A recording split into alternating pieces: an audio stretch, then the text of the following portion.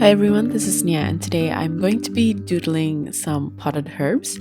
I know a lot of you enjoy these types of simple plant doodles, so let's begin. I'm going to start by drawing a grid because I'm not good with spacing. I just eyeballed all the grid though, so it doesn't have to be super accurate. I gave it a bit of space for the sides and then I divided the rest of the area in the middle into 9 rectangles. Before we begin painting, I have an announcement to make. A lot of you have been asking for food illustration tutorials and also a new Skillshare class. Well, it's finally up. This time I painted peaches and cream crepes and it turned out to be my favorite painting I've done on Skillshare so far. This is a bit longer and maybe a little bit trickier than my usual class because the texture of the crepes takes some getting used to paint.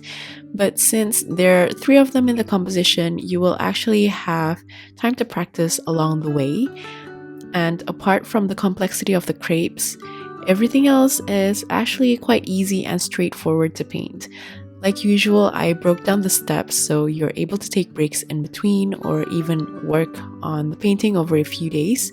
So hopefully, though this painting may look quite detailed and time consuming, it's still something that's doable to paint and it will still fit within your busy schedules.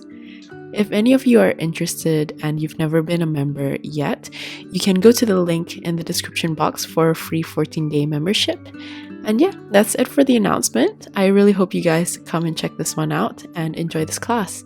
Anyway, let's get back to the potted herbs tutorial. To keep this simple, I'm going to be painting the pots first, and I'm going to be using all the same colors for the pots, and they are ivory black, burnt sienna, vermilion, and yellow ochre. You can draw out the pots with pencil first if that's a bit easier, but I'm just going to freehand everything here. I try to create different shade pots for all of the squares. You'll notice here that I don't have yellow ochre just yet, but I'm actually going to be adding the yellow ochre for all of the pots. I like to start by using any of the color, preferably quite light, and I draw an outline first before filling it in with all of the colors that I have here. Within that space, I just mix up all the different colors individually as the paint is still wet, and I try to place the different colors in different sections while leaving out a bit of white negative space or the white of the paper. And I'm just going to let the color run into each other so it looks like a loose wet on wet effect. With the wet on wet effect, the paint will dry quite loosely even if we're using the same colors for all of the pots because we are placing the colors differently for all of them and they will also run into each other differently and dry differently. I feel like this way they have their own special characteristics. You can also do different colors with different designs on the pots if you would like to, but I just personally really like the earthy tone and the loose effect of the wet on wet technique.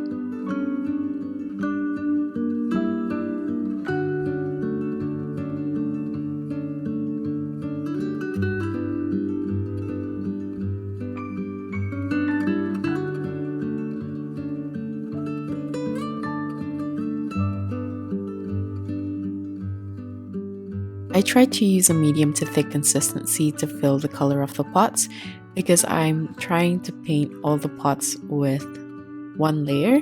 This is because I feel like with more layers they are going to be a bit more detailed, but I'm really trying to keep this as loose as possible.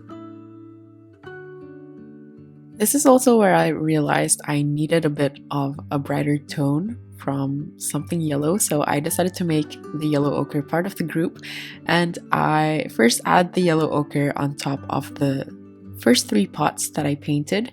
Then I'm just going to continue to add more pots for the rest of the rectangles, which includes all the 4 colors.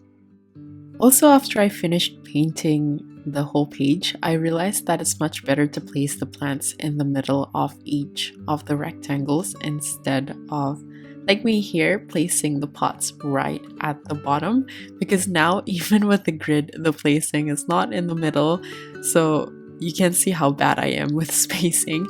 And I also end up having too much large space at the top because everything is piled at the bottom. section of each of the rectangle, which is why I added the title herbs at the end to hide that extra space.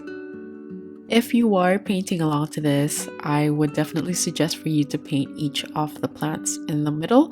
Please don't make the same mistake unless you want to actually add the little text like I'm going to, but I also feel like if you have a bit more space either at the bottom or at the top of each herb, it would be really cute to name them all one by one, so just keep that in mind if you decide to paint along freehand.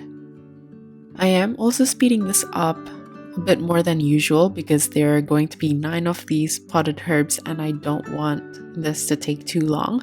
But if any of you would like to paint along in real time, I'm also going to upload the real-time version of this painting in a few days' time with some soft music in the background to relax to while you're painting along, or you can also have it in the background while you're studying or doing some work.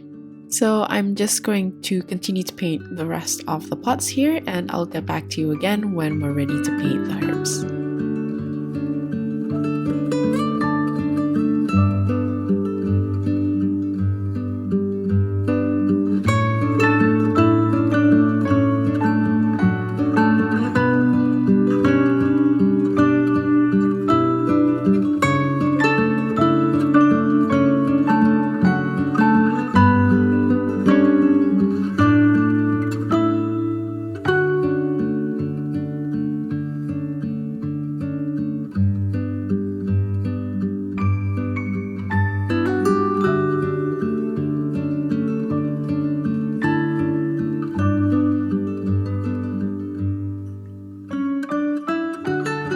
Before I start to paint, let me just go over the colors that I'm going to use.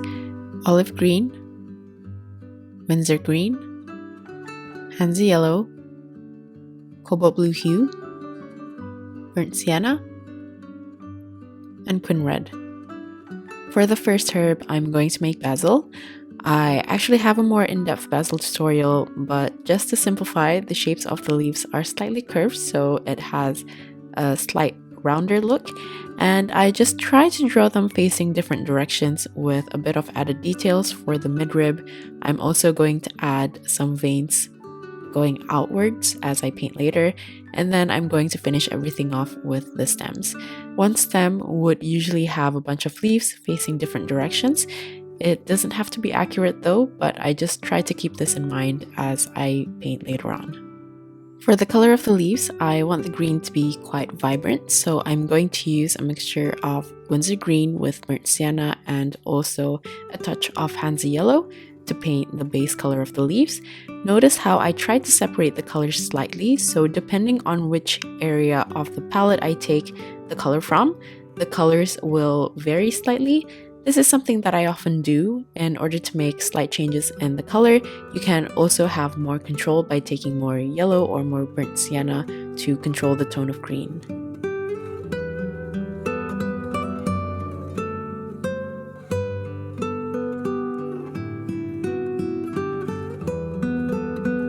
While painting the leaves, you'll see that I've placed them with a bit of space in between so the paint doesn't run into each other, and this would also be the top layer of the leaves. So what we're going to do now is to add some leaves behind these ones. So I'm just going to use the same colors but with a bit more burnt sienna to darken the green to make the leaves at the back slightly darker. And after this, I'm just going to add the stems and the midrib and the veins to finish them off. You can also switch to a smaller brush for the details, but I want to just use one brush for the whole painting.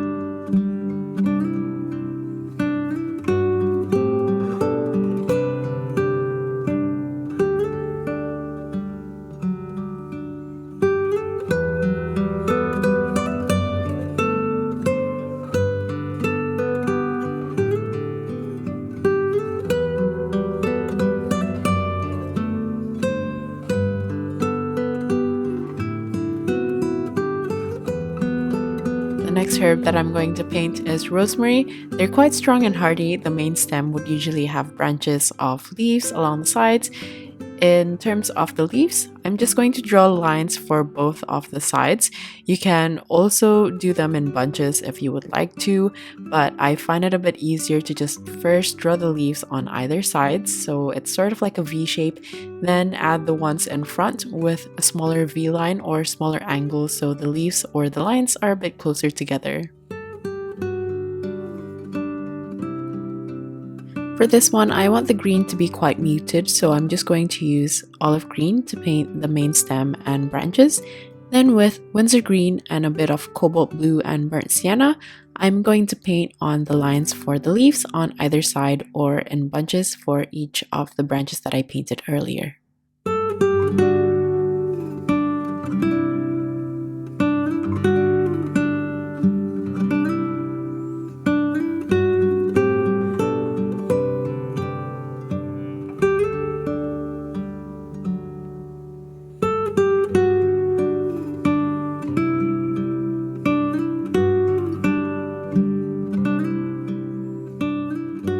After I've painted the leaves on either side, I added more Windsor green and burnt sienna to the green that I already had on my palette. Then I'm going to paint on the leaves with the smaller V-line that I mentioned before, so it looks like the leaves are growing all around the branches instead of just on the left side and the right side, which can make the rosemary look a bit flat.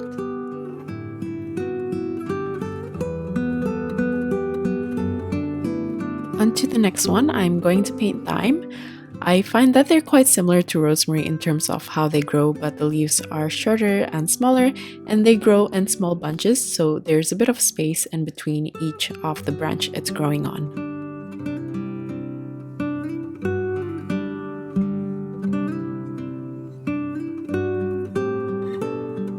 Just to vary them a bit, I made the stems look a bit curvier than the rosemary using a mix of olive green and Hansa yellow. For the leaves, I want the green to be a bit darker, so I'm going to add olive green to the dark green that I already have on my palette from the rosemary.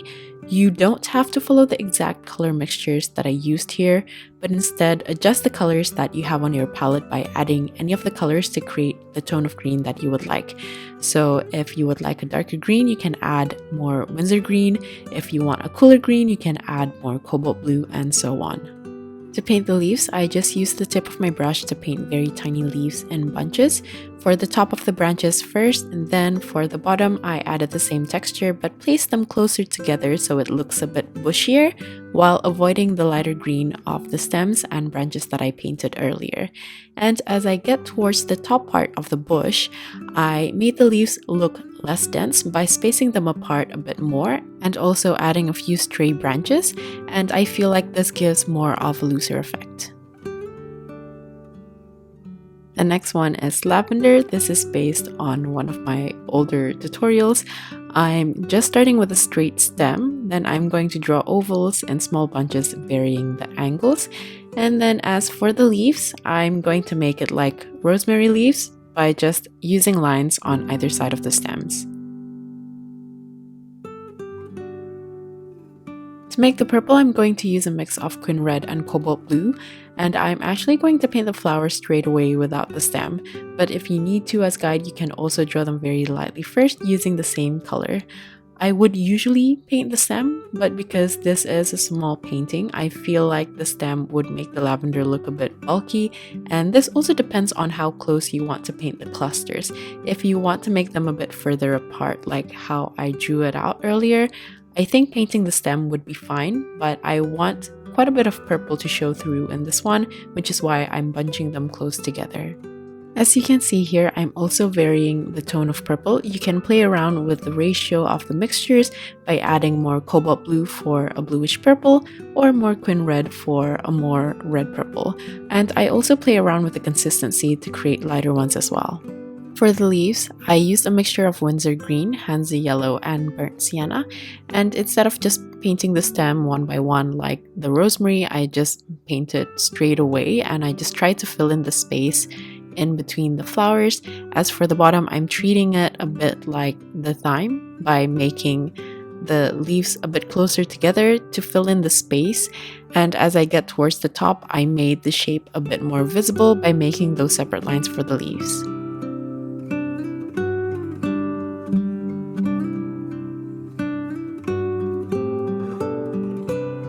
next one that we're going to paint is Chives. This is probably the easiest one.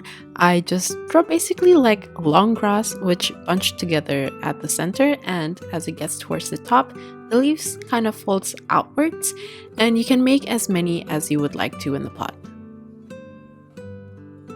For the green, I used a mixture of Hansa yellow with olive green, and I just basically painted like how I drew them out before, but as I get towards the tip of each leaf, I used less pressure on my brush to give the leaves a nice sharp tip. Then I'm going to add cobalt blue and burnt sienna to the previous yellow-green mix to create a darker green, and this is to paint the leafy part while leaving the bottom with the yellow-green. You can build this up with a couple of layers by adding the darker green on the additional layer as well as to build depth.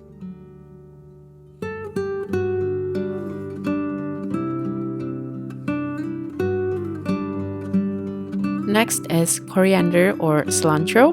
The main stem is quite delicate and they branch out into finer stems with thin leaves at the end of those branches.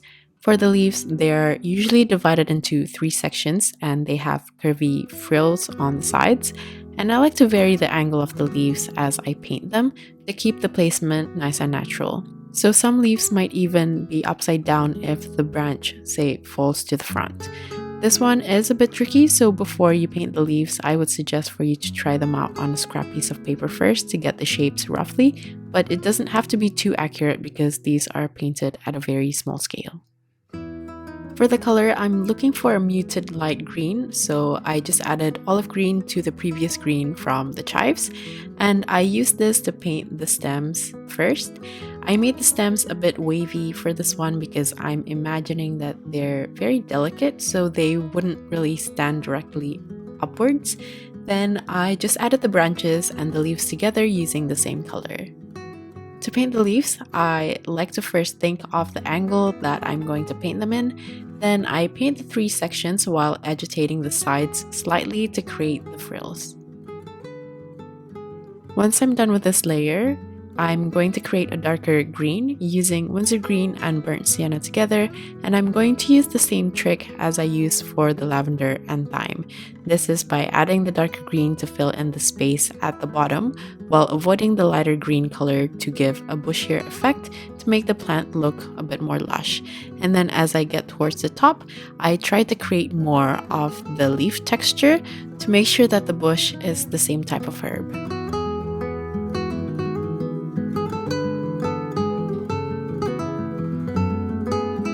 Next is another easy one, which is sage.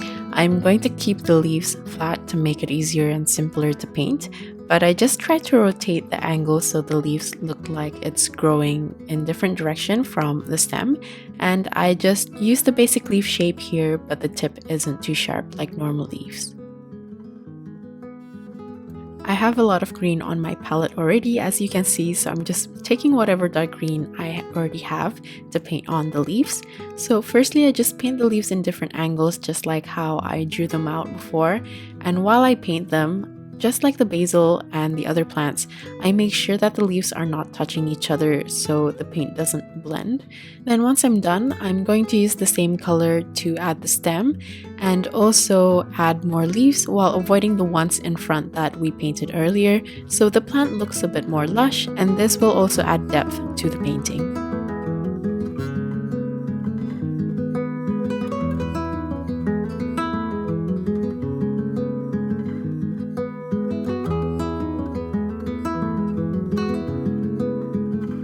The next one is peppermint or just mint. Just like the sage, this is quite simple, but because the leaves are smaller, I'm going to paint a bit more of this.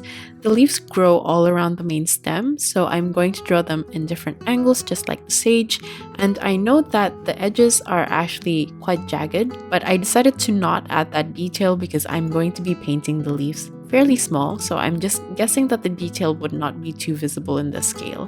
However, if you would like to paint them with the jagged edges, you can also do the agitating effect with the brush, just like how I painted the coriander before. I think the only difference between peppermint and spearmint is the stem color. So for this, I'm going to use purple from Quin Red and Cobalt Blue, but I also added a touch of Windsor Green to mute the purple slightly. I started out by painting the stems upwards, and then using a yellow-green mixture, I'm going to add the leaves. You'll notice that I left out a bit of space before painting the stem. This is because the bottom section is usually fuller with leaves, so I'm just painting on the leaves close together at the bottom, and then I work to the top to paint the rest of the leaves on the branches.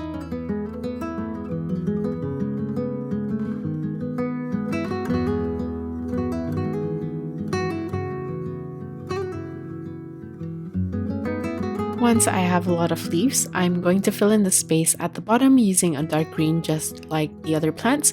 I'm using a mix of purple with Windsor Green, but you can also use any dark green mixture you want.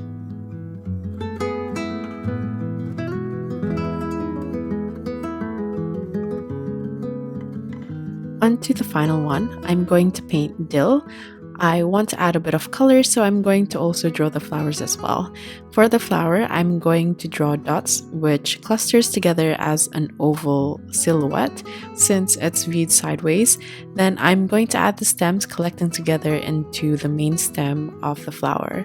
And as for the delicate leaves, I'm going to create one main stem, which is fairly thin already, but I'm going to add branches to the main branch that's even more delicate, then add the leaves as just very fine lines on either side. I'm going to start by painting the flowers first. I'm using Handsy Yellow in a thick consistency, and I'm just going to tap with my brush to paint on the dots. I have a lot of dark green on my palette, so I'm going to just add Handsy Yellow to turn it into a yellow-green, and this is to paint on the stems connecting to the flowers. Then after that, I'm going to follow up with the main stem. Because the leaves are supposed to be very delicate, but I don't think I can go any thinner with my strokes. And of course, you can also switch to a smaller brush for this, but to give that delicate effect, I'm going to trick the eye by using a lighter consistency of the same yellow-green, so the color will be lighter, and the strokes will not be too visible and bulky despite having the same weight. You have to also make sure that the load on your brush is fairly dry, so you can still have control of the paint flow despite having a watery mixture. Then I'm going to go back in with a medium consistency of the same color, but still with a fairly dry load on my brush to add more leaves. And this is to suggest depth through the layering, but I limit the amount that I add so the light green is still visible in the background. The painting is basically done, and after the paint is completely dry, I just erase the pencil grid, but because of the mistake I made in the beginning, I need to fill in the space at the top with a bit of text, so I just wrote herbs, just something straight to the point, and that's basically it for this painting. Despite this being a fairly long video, I really enjoyed painting this one, and like usual, the list of tools as well as my social media links will be in the description box. If you're still here, thank you so much for watching till the end, and I'll see you at the next one. Bye!